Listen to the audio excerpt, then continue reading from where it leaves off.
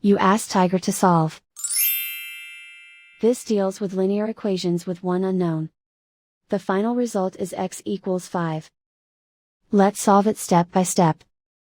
Simplify the expression. Multiply the fractions. Break up the fraction. Simplify the fraction. Find the greatest common factor of the numerator and denominator. Factor out and cancel the greatest common factor. Group all x terms on the left side of the equation. Subtract 4x from both sides. Group like terms. Simplify the arithmetic.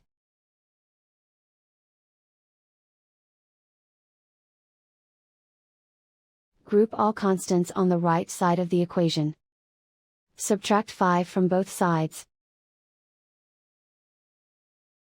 Simplify the arithmetic.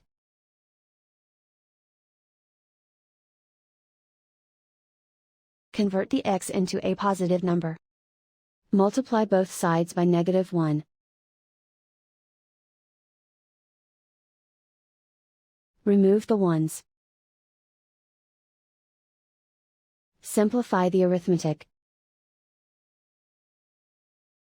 And so the final result is x equals 5.